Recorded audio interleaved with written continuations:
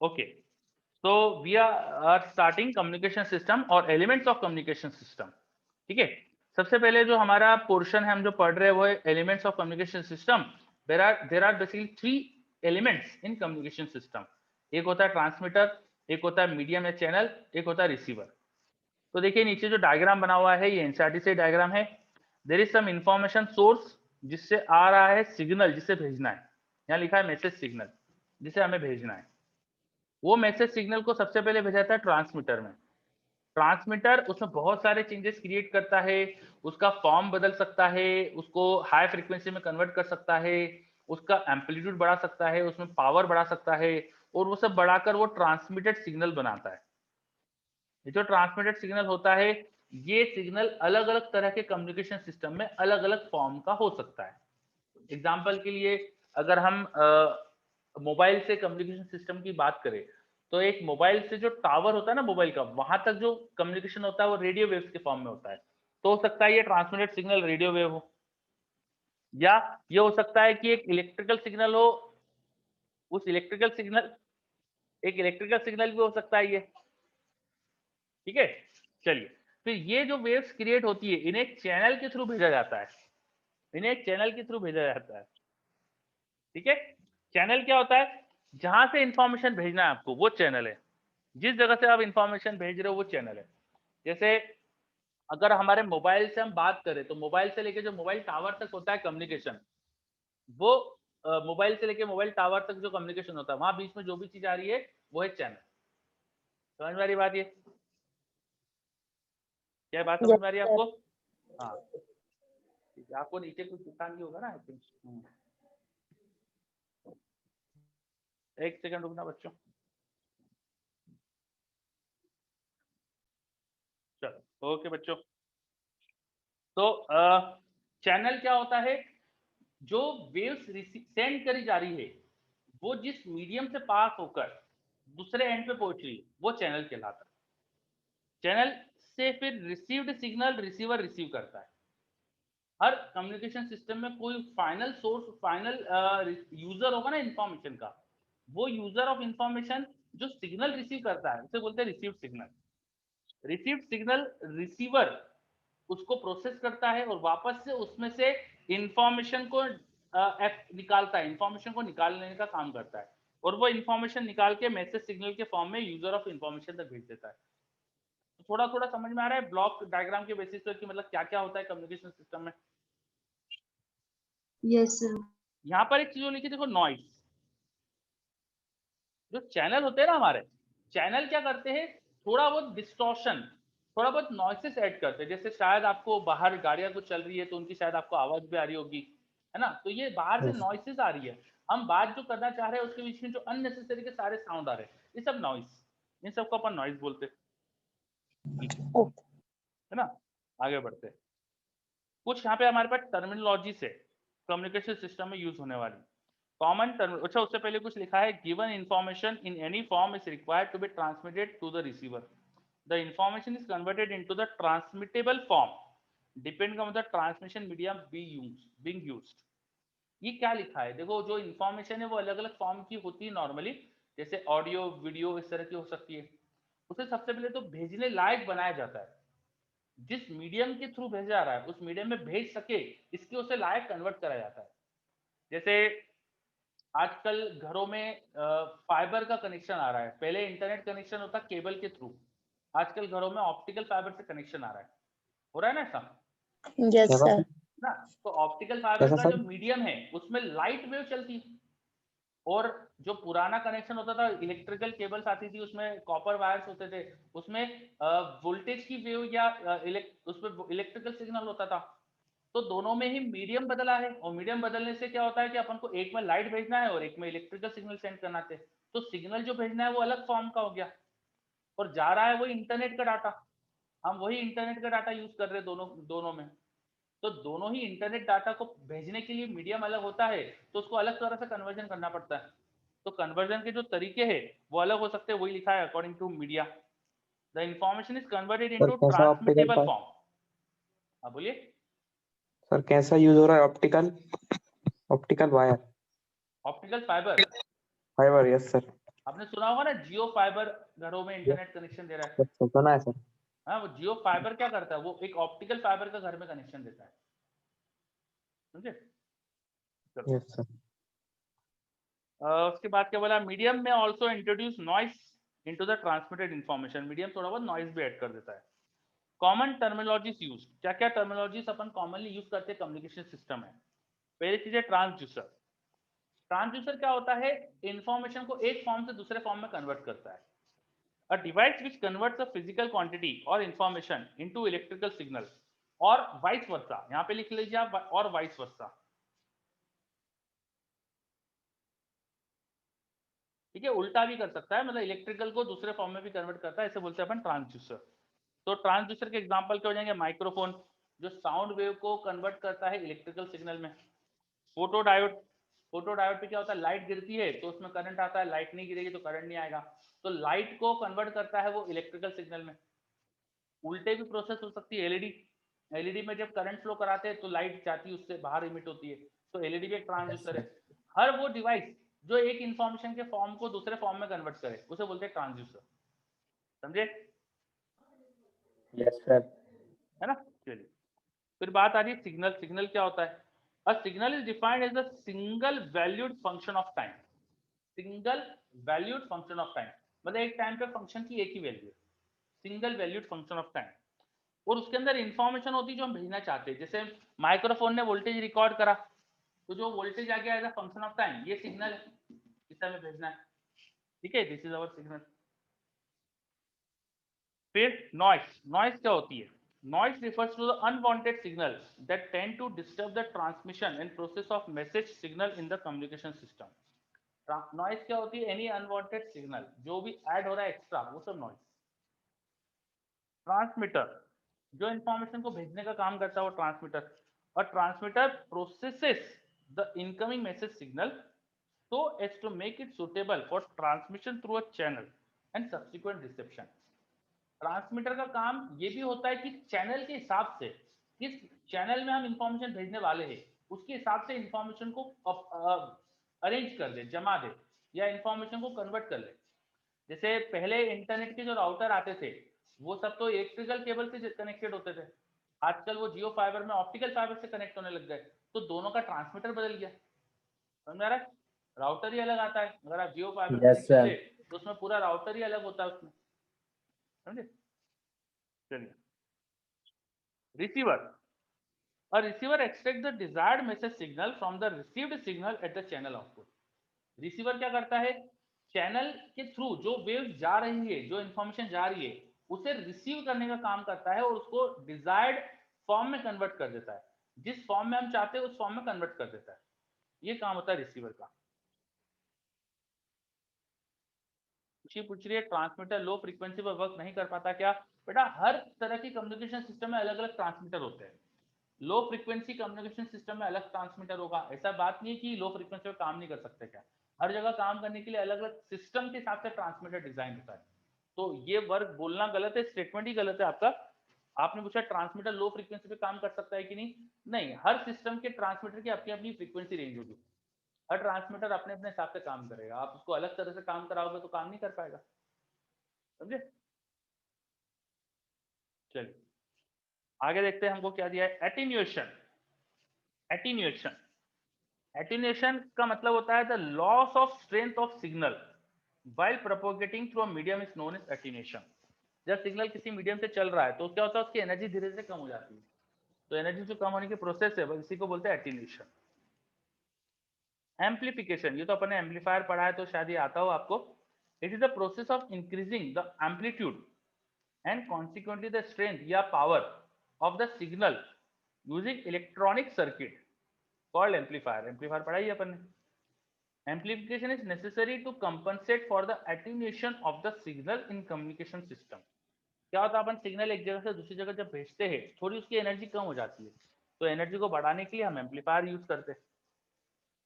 चलिए, क्या ये सारे point clear? Yes sir. Yes, sir. Okay, चलिए तो मैं हटा रहा हूँ, फिर अपन आगे बढ़ते सर हैं। ये वाला 6 पॉइंट है, 6 पॉइंट एक बार करना इधर, 6 वाला sir. Attenuation, 6 point is attenuation. Attenuation का मतलब क्या होता है, जब सिग्नल अपन एक पॉइंट से दूसरे पॉइंट भेजते हैं ना, तो उसकी कुछ एनर्जी लॉस होती है। जैसे आप अगर एक जगह खड़े रह के चिल्लाओ, बोलो कुछ, Yes, तो sir. ज्यादा भाई 300 मीटर 200 मीटर तक सुनाई दे सकता है किसी को। 1 किलोमीटर दूर खड़े आदमी को आपकी आवाज आती है क्या? No, sir. नहीं आई. है ना, क्यों नहीं आएगी? क्योंकि वहां तक पहुंचते पहुंचते आपकी आवाज की स्ट्रेंथ कम हो जाती है, Yes, आपके sir. साउंड वेव्स के अंदर इंटेंसिटी बचती नहीं उतनी कि वो आदमी सुन पाए। ये जो Yes, sir. चीज हो रही बस ये एटीन्यूएशन है। So, thank you, sir. Range. It is the largest distance between a source and a destination up to which the signal is received with sufficient strength. Range बहुत आसान शब्द है, इसका मतलब कि आपका सिग्नल जो आपने भेजा वो कितनी दूर तक पहुंच पा रहा है। ठीक है। बैंडविड्थ, ये भी बहुत काम का टर्म है। Bandwidth refers to the frequency range over which an equipment operate or the portion of the spectrum occupied by the signal. देखिए बैंडविड्थ थोड़ा समझ लेते हैं बोर्ड पे अपन। जो हमने मैसेज भेजा वो मैसेज हमेशा बहुत सारी फ्रीक्वेंसीज का एडिशन हो सकता है। हो सकता है कि बहुत सारे साइनसोइडल सिग्नल का एडिशन हो। कोई भी टाइम वेरिंग सिग्नल जो होता है उसको हम बहुत सारे साइन सिग्नल के एडिशन के फॉर्म में देख सकते हैं। यह बात समझ में आई?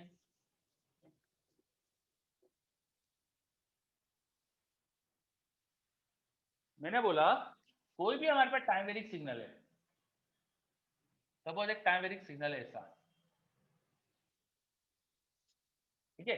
इसको मैं क्या कर सकता हूं, ये सपोज y था तो मैं लिख सकता हूं y कुछ a1 साइन ओमेगा 1 t लिखा है, a2 साइन ओमेगा 2 t लिखा है, a3 साइन ओमेगा 3 t लिखा है, एंड सो ऑन, चलते जाओ। तो बहुत सारे साइनसोइडल सिग्नल का एडिशन करके मैं किसी भी टाइप का ऐसा फंक्शन बना सकता हूँ। ये बात समझ में आई क्या? Yes, sir. है ना, ये एक साइंटिस्ट है फोरियर, उन्होंने प्रूव कर दिया था, तो इस पे शक नहीं करना है अपन को कि ये प्रूव्ड है ऑलरेडी। ठीक है, तो ऐसा होता है कि कोई भी टाइम वेरिंग सिग्नल है तो उसको मैं बहुत सारे अलग अलग फ्रीक्वेंसी के साइन सिग्नल को जोड़ के बना सकता हूँ। अब मुझे किन किन फ्रीक्वेंसी को लेना है, यहाँ पर मैं बहुत सारी फ्रीक्वेंसी ले रहा हूँ ना, तो कौन कौन सी फ्रीक्वेंसी लूंगा वो डिपेंड करेगा सिग्नल का शेप कैसा है, किस तरह का शेप है, और एम्पलीट्यूड्स को क्या लेना है वो भी सिग्नल पे डिपेंड करेगा। ठीक है, तो बैंडविड्थ का मतलब होता है कि हमने कौन कौन सी फ्रीक्वेंसीज ली है, उनकी रेंज क्या है। अगर हम यहाँ देखें तो हमने कुछ फ्रीक्वेंसीज को लिया है सिग्नल को बनाने के लिए। तो अगर मैं एक ग्राफ बनाऊं बिटवीन एम्पलीट्यूड एंड फ्रीक्वेंसी, या एंगुलर फ्रीक्वेंसी या ओमेगा मतलब एंगुलर फ्रीक्वेंसी हो जाएगा, तो मैं किन किन एंगुलर फ्रीक्वेंसी को लेकर हमारा सिग्नल बना रहा हूं, उस एंगुलर फ्रीक्वेंसी की जो रेंज होगी उसे बोलते हैं बैंडविड्थ। बात समझ आ रही है? बैंडविड्थ का मतलब होता है किसी सिग्नल में फ्रीक्वेंसीज की रेंज क्या क्या है, कौन कौन सी फ्रीक्वेंसीज को मिलाकर वो सिग्नल बनाए, उन फ्रीक्वेंसीज को अपन मिलाकर बोलते हैं बैंडविड्थ। इसकी समझ में आई? Yes, sir. चलो, दूसरी चीज, एक तरीका ये होता है बैंडविड्थ समझने का, ये सिग्नल की बैंडविड्थ हो गई। अब किसी इक्विपमेंट की भी बैंडविड्थ होती है। इक्विपमेंट जैसे एम्पलीफायर, एम्पलीफायर भी क्या होता है, हर किसी फ्रीक्वेंसी के सिग्नल के लिए काम नहीं करता। जिन फ्रीक्वेंसीज के लिए वो काम कर पा रहा है उसे बोलेंगे उसकी बैंडविड्थ। हर इक्विपमेंट की भी अपनी बैंडविड्थ होती है जिनके लिए वो काम कर सकता है, तो वो बोल देंगे उनकी बैंडविड्थ। बात समझ में आई? Yes, sir. ओके, तो ये चीज सर ये समझ ग्राफ की। को फिर डिसाइड करेंगे सर? मतलब क्या बोलो, क्या डिसाइड करेंगे मतलब? Graph sir? कौन सा ग्राफ? सर सबसे ऊपर वाला सर। वो तो अगर जैसे मान लो कोई माइक्रोफोन ने आवाज रिकॉर्ड करी तो माइक्रोफोन से जो वोल्टेज बना उसका ग्राफ, कोई भी रैंडम कुछ भी बना दिया मैंने, हो सकता है यस ऐसा सर, कुछ ग्राफ आ रहा हो। यस सर, ठीक है, यस सर, थैंक यू। चलो अब अगला पॉइंट लिखा है modulation. The information contained in low frequency signal is somehow loaded or superimposed on a higher frequency wave which act as carrier of information, and the process जिससे करा जाता है उसे बोलते हैं मॉड्यूलेशन। ठीक है, थोड़ा सा सही नहीं लिखा उन्होंने, अपन एक इसके नेक्स्ट पेज पे लिखा है क्या, just a second.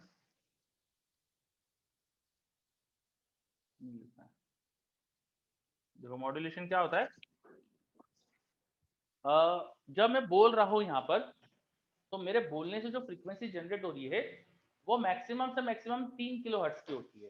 Human voice में मैक्सिमम फ्रीक्वेंसी जो जनरेट हो पाती है ह्यूमन के बोलने से वो 3 किलोहर्ट्ज के आसपास होती है। लेकिन 3 किलोहर्ट्ज की अगर मैं वेव को भेजने की कोशिश करूं ईएम वेव बनाकर, तो मुझे बहुत प्रॉब्लम्स आती है। इसलिए हम क्या करते हैं, इसकी फ्रीक्वेंसी को बढ़ाते हैं। कैसे बढ़ाएंगे? तो कोई बहुत हाई फ्रीक्वेंसी का सिग्नल लेंगे, उसके ऊपर हमारी इंफॉर्मेशन डाल देंगे। जैसे आजकल आपने सुना होगा कि 4G आया था, उसके बाद 5G आने वाला है ना? Yes, sir. पहले Yes, 3G sir. आया था, फिर 4G आया, फिर 5G आने वाला है। Yes, sir. इनमें क्या हो रहा है? इनमें क्या हो रहा है? इनमें जो मॉड्यूलेशन, हम बात तो एक ही करते हैं ना भाई, 2G का फोन होता है, 3G का फोन होता है या 4G फोन होता है। अपन आपस में जब बात करते हैं तो मैं बोलने वाला भी वही हो, आप सुनने वाले भी वही हो। हमारे Sir, बोलने की frequency. आवाज और आपके सुनने की आवाज में थोड़ी फर्क आ रहा है। फर्क आ रहा है बैकग्राउंड में प्रोसेसिंग क्या हो रही है। बैकग्राउंड में क्या हो रहा है, मेरे बोलने से जो वेव्स जनरेट हो रही है ना, उनकी फ्रीक्वेंसी रेंज कम है। वो बस 2-3 किलोहर्ट्ज तक, 2-3 हर्ट्ज की, सॉरी 3 किलोहर्ट्ज की फ्रीक्वेंसी जनरेट होती है ह्यूमंस के बोलने से। इस वेव्स को उठाकर एक हाई फ्रीक्वेंसी की वेव ली जाती है और उसके ऊपर सुपर इम्पोज करा जाता है, उसमें किसी तरह से इनकोड कर दिया जाता है। वो जो हाई फ्रीक्वेंसी की वेव है ना, वो बदल रही है। नई नई जनरेशन में ये कोडिंग की टेक्निक बदल रही है कि कैसे कोड करा जाए और किस वे में कोड करा जा रहा है, वो वे बदल रही है। इससे क्या हो रहा है, हम बेटर तरीके से, ज्यादा अच्छे तरीके से कोड कर रहे हैं, तो ज्यादा इंफॉर्मेशन एक बार में भेज पा रहे हैं। इसकी स्पीड बढ़ रही है इंटरनेट की धीरे धीरे। एक ही बार में ज्यादा इंफॉर्मेशन भेज पा रहे हैं, मतलब स्पीड बढ़ रही है। बोलो, समझ में आ रहा है? Yes, sir. Yes, sir. है ना? तो इस प्रोसेस को, ये जो प्रोसेस हो रही है ना कि भाई हमारे बोलने से जो वेव जनरेट हुई वो तो वही है, वो तो वही लो फ्रीक्वेंसीज की वेव है। उन्हें हाई फ्रीक्वेंसीज की वेव में इनकोड करा जा रहा है, किसी तरीके से उनके साथ इसे भेजा जा रहा है। तो ये जो प्रोसेस होती है इसे बोलते हैं modulation. The process of encoding a message into a carrier wave is called modulation. क्या समझ में आया मॉड्यूलेशन? Yes, sir. ओके। अब मॉड्यूलेशन का ठीक उल्टा होता है डीमॉड्यूलेशन। नेक्स्ट पेज पे देखो लिखा है, देखो नेक्स्ट पेज पे शुरुआत में लिखा डीमॉड्यूलेशन। ठीक है, तो demodulation is the process of retrieval of information from the carrier wave at the receiver end is termed as demodulation. समझ में आया? क्या है, समझ में आया डीमॉड्यूलेशन क्या है? भाई अभी अभी हमने क्या करा, ह्यूमन ने बोला, उसकी इंफॉर्मेशन को हाई फ्रीक्वेंसी सिग्नल में इनकोड कर दिया। फिर अब इनकोड करा तो डिकोड भी तो करना पड़ेगा ना दूसरे ह्यूमन को सुनाने के लिए। तो Yes, sir. उल्टी प्रोसेस लो होगी ना। हाई से लो करेगा. हाँ, उसे बोलते हैं डीमॉड्यूलेशन, उसे कहते हैं डीमॉड्यूलेशन। क्लियर? और सर मॉड्यूलेशन सर हाई से लो. मॉड्यूलेशन मतलब लो से हाई। Yes, sir. लो से हाई, हाई से लो. ठीक, Yes, चलो sir. अब Thank you. नेक्स्ट पॉइंट आ रहा है रिपीटर। रिपीटर क्या होता है? Repeater is the combination of receiver and transmitter. Repeater में क्या होता है, रिसीवर भी होता है और ट्रांसमीटर भी होता है। वो कहीं से इंफॉर्मेशन आ रही है, उसको पहले तो रिसीव करता है, फिर रिसीवर रिसीव करने का उसे फिर से ट्रांसमिट करता है और वापस आगे भेज देता है। तो रिसीवर में क्या होता है, रिसीवर भी होता है, सॉरी रिपीटर में क्या होता है, रिसीवर भी होता है और ट्रांसमीटर भी होता है। ये मिलकर क्या बनते हैं, रिपीटर। क्या हो रहा है, देखो इंफॉर्मेशन जब बहुत दूर चली आती है, बहुत अपन ज्यादा डिस्टेंस चला दिया उसे, लाइट वेव जैसे बहुत दूर चली गई, तो उसकी क्या इंटेंसिटी कम होने लगती है। अब इंटेंसिटी बहुत कम हो रही है तो हम क्या करते हैं, उसे इंफॉर्मेशन वापस से निकालते हैं, उसमें से फिर से इनकोड करते हैं और फिर भेज देते हैं इंटेंसिटी बढ़ाकर। तो ये काम करता है repeater. Repeater picks up the signal from the transmitter, amplifies it, then retransmit it to receiver. इससे क्या होता है कि रेंज बढ़ जाती है। Some time with the change in carrier frequency वो हो सकती है। इससे क्या होता है, रेंज बढ़ती है। समझे? इससे क्या हो जाता है, रेंज बढ़ जाती है। जैसे अभी अपनी जो ऑनलाइन क्लासेस चल रही है, कोई बच्चा हो सकता है कि एमपी के बाहर से पढ़ रहा हो। Is there anyone Madhya Pradesh के बाहर का है? कोई है क्या? कोई भी नहीं है। चलो कोई बात नहीं, इंदौर के बाहर के तो है ही कई लोग, है ना, इंदौर के बाहर के तो है ही कई। तो अब जो इंदौर के बाहर के Yes, लोग sir. हैं, अब अपन जब यहाँ पढ़ रहे हैं, मैं कुछ बोल रहा हूँ, मेरे बोलने से क्या हो रहा है कि वेव्स, ये मेरा माइक्रोफोन रिकॉर्ड कर रहा है, वो माइक्रोफोन से लैपटॉप में जा रही है, लैपटॉप जूम का जो सॉफ्टवेयर है वो क्या कर रहा है, वीडियो और ऑडियो को मिलाकर एक सिग्नल बना रहा है और सिग्नल को इंटरनेट के थ्रू भेज रहा है। अब ये इंटरनेट के थ्रू भेजने में क्या हो रहा है कि यहाँ लैपटॉप से लेकर वाईफाई से जुड़ा हुआ है, वाईफाई का राउटर, तो वाईफाई से ये पूरी इंफॉर्मेशन वाईफाई के थ्रू ट्रांसमिट हो रही है, फिर वाईफाई और राउटर उसको फिर कन्वर्ट कर रहा है उसके लाइट के फॉर्म में, और लाइट क्योंकि वो फाइबर है एक्चुअली, जियो फाइबर कनेक्शन लिया है, तो वहां से फाइबर के फॉर्म में वो इन्फॉर्मेशन, लाइट के फॉर्म में वो इन्फॉर्मेशन कन्वर्ट होके जा रही है कहीं पे सर्वर पे, वो सर्वर पे फिर आपने भी कनेक्ट कर रखा है उस सर्वर पे, फिर उस सर्वर से इन्फॉर्मेशन आप तक आ रही है, और आप तक आने में हो सकता है कि कोई बच्चा मोबाइल से देख रहा हो तो मोबाइल का इंटरनेट यूज कर रहा है, वो तो मोबाइल में क्या हो रहा है, रेडियो वेव्स के थ्रू आ रही है इन्फॉर्मेशन, कोई बच्चा फाइबर यूज कर रहा है तो उसके घर में फाइबर के थ्रू आ रही है, तो अलग अलग तरीके से आप इन्फॉर्मेशन को एक्सेस कर रहे हो। तो हो क्या रहा है, मैं एक इन्फॉर्मेशन एक जगह पहुंचा रहा हूँ और आप सब भी वहीं से उसे ले रहे हो, और हम सब इस जगह से जुड़े हुए बाय इंटरनेट, और इस प्रोसेस में हमने सबने ये इस सर्वर ने बीच में कई सारे ऐसे डिवाइसेस हुए जिसने इन्फॉर्मेशन को एक फॉर्म से दूसरे फॉर्म में कन्वर्ट करा, इन्फॉर्मेशन को रिसीव करके उसे और हाई फ्रीक्वेंसी में कन्वर्ट करके फिर भेजा। जो मोबाइल इंटरनेट यूज कर रहे हो उनकी टेक्नोलॉजी अलग है, मैं जो वाईफाई यूज कर रहा हूँ मेरे यहाँ टेक्नोलॉजी अलग है, कोई बच्चा कुछ और अलग कंपनी का वो पुराने जो फोन के थ्रू इंटरनेट आता था वो यूज कर रहे होगा, कोई बच्चा यूज कर सकता है, शायद वो लैंडलाइन फोन के थ्रू भी इंटरनेट आता है, तो सब अलग अलग टेक्नोलॉजी यूज कर रहे हैं, तो हर जगह अलग अलग तरह से रिपीटर काम कर रहे हैं, और सब इससे क्या हो रहा है, तो रेंज बढ़ रही है। इस पूरी प्रोसेस में सबसे बड़ा फायदा ये हो रहा है कि कोई बच्चा इंडिया के बाहर से भी लाइव क्लासेस इस तरह से पढ़ सकता है अगर इंटरनेट अच्छा हो, तो रेंज बढ़ रही है इससे, समझे? चलो यस सर। अब नेक्स्ट पॉइंट अपना समझते हैं, बैंडविड्थ ऑफ सिग्नल। तो ये अभी जस्ट बताया था मैंने आपको बोर्ड पे क्या होती है bandwidth. The signal to be transmitted, जिसको हमें भेजना है, वो सिग्नल जो होता है, इट कैन बी वॉइस, जिसे मैं बोल रहा हूँ तो वॉइस सिग्नल है, म्यूजिक है ना, मैं गाने लगूँ और साथ में कुछ इंस्ट्रूमेंट्स हो, गिटार विटार हो, तबला वबला कुछ हो तो म्यूजिक आ सकता है, वीडियो सिग्नल हो सकता है, अभी देखो अपनी वीडियो, मेरा कैमरा आपको वीडियो भी भेज रहा है, और एनीथिंग एल्स, कोई और फॉर्म में भी इंफॉर्मेशन हो सकती है, जैसे मैं आपको पीडीएफ भेजा था अभी थोड़ी देर पहले, तो पीडीएफ के फॉर्म में मतलब एक डॉक्यूमेंट इंफॉर्मेशन भी जा रही है, तो इंफॉर्मेशन के कई टाइप हो सकते हैं। For example, to transmit music which may vary in frequency 20 hertz to 20 kilohertz. अच्छा, अगर अपन को म्यूजिक भेजना है, जैसे कि एफएम जो होते हैं ना, आप सब एफएम चैनल सुनते होंगे, रेडियो मिर्ची वगैरह सब, तो ये सब क्या है, ये सब आपको म्यूजिक सुनाने के लिए डिजाइन करे गए, ये सब आपको म्यूजिक सुनाने के लिए डिजाइन करे गए, इन्होंने बनाया ऐसा कि म्यूजिक सुना पाए आपको। अब ये म्यूजिक सिग्नल भेज रहे हैं तो म्यूजिक सिग्नल की फ्रीक्वेंसी रेंज क्या होती है वो इन्होंने देखा, म्यूजिक सिग्नल की फ्रीक्वेंसी रेंज होती है 20 हर्ट्ज टू 20 किलो हर्ट्ज, है ना, जो अपन सुन सकते हैं। अब frequency range of 20 kilo hertz is required to send music, and the bandwidth for transmission of music is 20 kilo hertz, समझे, अबाउट 20 किलो हर्ट्ज। ये बात समझ में आई? यस ये सर। जो ये जो 20 हर्ट्ज से 20 किलो हर्ट्ज लिखा है, ये क्या है, ये तो बैंडविड्थ है। अच्छा, अब स्पीच सिग्नल की बात करें, फॉर स्पीच सिग्नल, जैसे अब हमारे बोलने से जो सिग्नल बनते हैं वो और म्यूजिक अलग चीज होती है। For speech signal the frequency range is 300 hertz to 3100 hertz.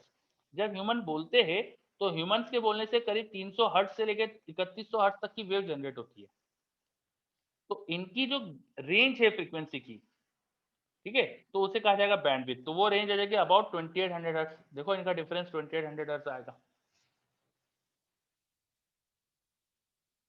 आ रहा है क्या पॉइंट समझ में ये? Yes yes sir. सर। फिर वीडियो सिग्नल, उनको करीब करीब 4.2 मेगाहर्ट्ज की बैंडविड्थ लगती है, which consist of both audio and video, वो करीब 6 मेगाहर्ट्ज की बैंडविड्थ, ऑडियो और वीडियो मिला के 6 मेगाहर्ट्ज की बैंडविड्थ हो जाती है। To transmit digital square pulse as an analogue signal, ये कुछ इन्होंने बात लिखी है, ये अपन समझते थोड़ी देर में, रुको। देखो अब उन्होंने क्या लिखा है, अगर हम चाहते हैं कि हमारे पास एक पल्स है जिसमें पहले 1 है, फिर 0 इंफॉर्मेशन, फिर -1 इंफॉर्मेशन है, ऐसा एक हमारे पास एक वोल्टेज की ऐसी पल्स है, मान लो टाइम के साथ वोल्टेज की वैल्यू पहले 1 वोल्ट थी 0.5 सपोज मिली सेकेंड तक, फिर 1 मिली सेकेंड में 1.5 से 1 मिली सेकेंड वोल्टेज -1 हो गया, और ये इन्फॉर्मेशन हम भेजना चाह रहे हैं, तो मेरे पास एक वोल्टेज का टाइम के साथ फंक्शन है जिसे मैं भेजना चाह रहा हूँ। तो ये भेजने के लिए ना, हम जब इसे सिग्नल में कन्वर्ट करते हैं तो करीब इनफाइनाइट बैंडविड्थ लगती है, समझे? इनफाइनाइट बैंडविड्थ क्यों? क्योंकि जो इस तरह का जो सिग्नल बनाया अपन ने, उसमें कई सारी फ्रीक्वेंसी ऐड होती है, लेकिन इसमें जो हायर फ्रीक्वेंसीज होती है उनका बहुत स्मॉल कंपोनेंट होता है, तो उन्हें हम निग्लेक्ट भी कर सकते हैं। इसलिए हम डिजिटल स्क्वायर पल्स को भेजने के लिए थोड़ा सा बैंडविड्थ लेके उसकी भी बैंडविड्थ डिफाइन कर सकते हैं। तो कहने की इच्छा क्या है उनकी यहाँ पर कि जो कोई भी सिग्नल है उसकी अपन एक लिमिटेड बैंडविड्थ डिसाइड कर सकते हैं कि इतनी फ्रीक्वेंसी रेंज इसके लिए सफिशिएंट है। ये बताना चाह रहे हो आपको कि हर तरह के सिग्नल की एक बैंडविड्थ हो सकती है, एक फ्रीक्वेंसी रेंज हो सकती है जो सफिशिएंट होती है उसे भेजने के लिए। बताओ आपको समझ में आया क्या ये?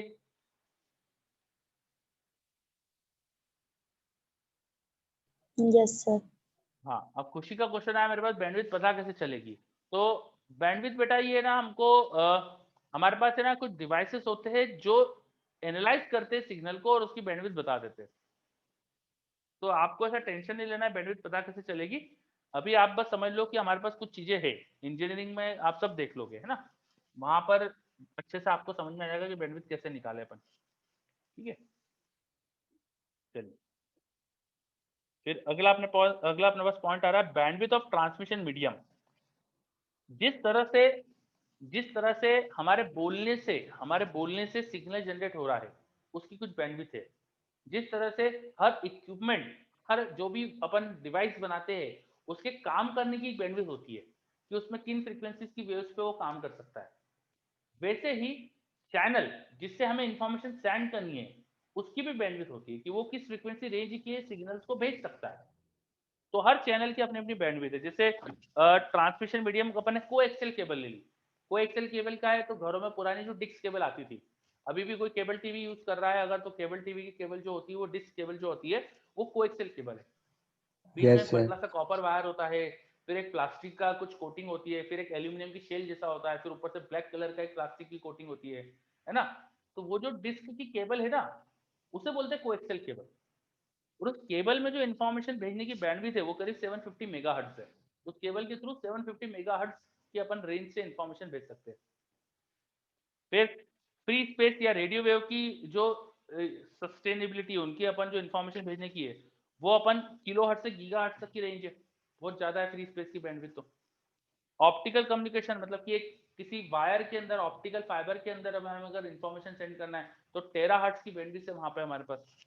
तो ये अलग अलग तरह के हमारे पास जो चैनल है उनकी बैंडविड्थ दी गई है। Some important wireless communication frequency band. हमने क्या करा, हम एक यूनिवर्सल, एक हमारी पूरे वर्ल्ड की एक ऑर्गेनाइजेशन है ITU, इंटरनेशनल टेलीकॉम यूनियन। उस इंटरनेशनल टेलीकॉम यूनियन ने डिसाइड कर लिया, सबने मिलकर आपस में डिसाइड कर लिया कि हमें ना ये काम करने के लिए ऐसे करेंगे, ये काम करने के लिए ऐसे करेंगे। वरना हर कोई अपने अपने हिसाब से करता तो फिर तो हो जाता पूरे दुनिया का कल्याण। किसी कंट्री को क्या अच्छा अच्छा लगता, किसी कंट्री को क्या अच्छा लगता, तो सबने मिलकर डिसाइड कर रखा है कि हम ये काम करने के लिए ये चीज यूज करेंगे।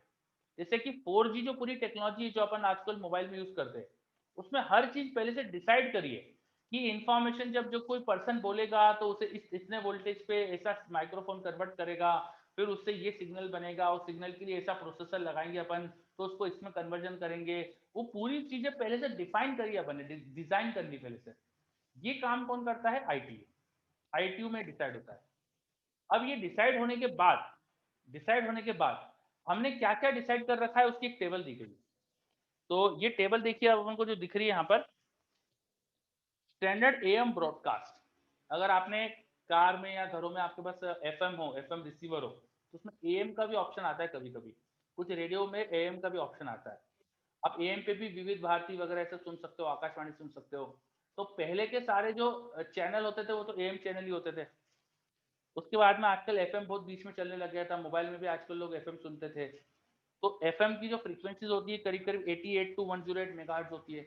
इसमें कई अलग अलग चैनल्स है आपके पास, ये पूरी रेंज है। ये हमने डिसाइड कर रखा है कि इसी रेंज में FM सिग्नल को भेजेंगे अपन, ये डिसाइड कर रखा है। अब इसमें अलग अलग कंपनी ने अपनी अपनी सेंट्रल फ्रीक्वेंसी अलग अलग चूज कर ली है। जैसे रेडियो मिर्ची ने चूज कर रखी है 98.3, रेड यस FM सर। ने चूज कर लिया है 93.5।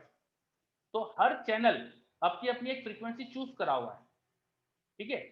और ये उसने गवर्नमेंट को जाके बोला कि मुझे रेडियो चलाना है, तो मुझे आप है ना अलॉट कर दो फ्रीक्वेंसी, मुझे अलॉट कर दो एक चैनल। तो उन्होंने पहले तो पैसे वैसे लिए, सब करा गवर्नमेंट ने, और बोल दिया अच्छा तुम लोग ये वाली फ्रीक्वेंसी ले लो और इक्विपमेंट अपनी इस फ्रीक्वेंसी पे सेट कर लो। उससे क्या हुआ कि जैसे रेडियो मिर्ची ने ले ली 98.3 मेगाहर्ट्ज की फ्रीक्वेंसी, तो उसने अपने सिग्नल को 98.3 मेगाहर्ट्ज पे भेजना स्टार्ट करा। अब जिसको भी रेडियो मिर्ची सुनना है वो अपना जो हेडसेट होगा उसको 98.3 मेगाहर्ट्ज पर रिसीव करने के लिए सेट कर देगा, तो उसे रेडियो मिर्ची सुनाई देने लगेगा। समझ में आ रहा है बात ये? Yes sir. है ना? तो एफएम ब्रॉडकास्ट के लिए पहले डिसाइड कर लिया है कि हम ये फ्रीक्वेंसीज को यूज करेंगे। अब बहुत सारी फ्रीक्वेंसीज उन्होंने सिलेक्ट कर रखी है। आपको भी अपना अगर रेडियो चैनल खोलना है तो आप गवर्नमेंट के पास जाओ, आप बोलो मुझे रेडियो चैनल चालू करना है, तो आपसे कुछ पैसे वैसे लेंगे, आपको एक चैनल की बैंडविड्थ अलॉट कर देंगे, एक फ्रीक्वेंसी अलॉट कर देंगे, उस फ्रीक्वेंसी पे आप अपना चैनल चला सकते हो। ठीक है? तो बहुत सारे Yes, चैनल है sir. वहां पे। चलो, तो ये अपन ने बात करी कि एफएम की बैंडविड्थ क्या है। एफएम चैनल चलाने के लिए इंडिया में क्या, पूरे वर्ल्ड में क्या डिसाइड कर रखा है। वैसे टेलीविजन के लिए भी पहले डिसाइडेड है कि अपन क्या क्या फ्रीक्वेंसी यूज करेंगे, पहले से डिसाइडेड है। सेल्युलर मोबाइल रेडियो ये थोड़ा पुराना छपा हुआ है, आजकल इससे ज्यादा फ्रीक्वेंसीज भी यूज हो रही है। तो मोबाइल से जो टावर का कम्युनिकेशन होता है ना, वो किन फ्रीक्वेंसी पे होगा ये भी डिसाइडेड है। तो फ्रीक्वेंसी देखो लिखी हुई है, समझ रहे? सैटेलाइट कम्युनिकेशन, मोबाइल से सैटेलाइट का जो कम्युनिकेशन होगा या सैटेलाइट कम्युनिकेशन के जो भी एंटीनाज होंगे वो किस फ्रीक्वेंसी पे इंफॉर्मेशन भेजेंगे, तो वो भी डिसाइडेड है सब। तो ये सब पहले से डिसाइड कर रखा है अपन ने कि हम इन फ्रीक्वेंसीज को यहाँ यूज करेंगे, इनको यहाँ यूज करेंगे, ताकि क्या है कि कोई दिक्कत नहीं हो। मतलब ऐसा नहीं हो कि हर कोई अलग अलग यूज करने लग जाए तो फिर पूरी चीजें हैफाजार्ड हो जाए और चीजें खराब हो जाए। समझे? बोलो Yes, समझ sir. में आया इतना? Yes, Yes, sir. sir. चलिए, तो अब अपन एक काम करते हैं, आज अपन यहीं रुक रहे है ना, मैं बोलते बोलते थोड़ा सा थक गया हूँ। तो यस सर। है ना, तो अगली क्लास में अब अपन क्या करेंगे। ओके, तो अभी हमारा कम्युनिकेशन सिस्टम चल रहा था। कम्युनिकेशन सिस्टम में अपन ने कुछ पॉइंट्स पढ़े आज, बहुत सारी थ्योरी पढ़ी अपन ने आज। नेक्स्ट क्लास में भी कुछ थ्योरी और पढ़ेंगे अपन। और आप लोग से एक गुजारिश है कि भाई एनसीईआरटी से अच्छे से पढ़कर आइए, जो पुरानी एनसीईआरटी उससे। कोई भी एनसीईआरटी में दिक्कत आए तो आप पूछिएगा। ईएम वेव में अपन ने स्पेक्ट्रम ऑफ ईएम में पढ़ा, वो भी आप एनसीईआरटी से पढ़कर आइएगा, उसमें कोई डाउट है अगर आपको तो वो पूछिएगा। ठीक है? ईएम वेव के सारे बिगिनर बॉक्स अगर आप स्टार्ट कर दीजिए करना, है ना। नेक्स्ट क्लास में उसमें कोई डाउट हो पूछ सकते हो। Yes, sir. यस ओके बच्चों, फिर अपन अभी आज की क्लास यहीं एंड कर रहे हैं।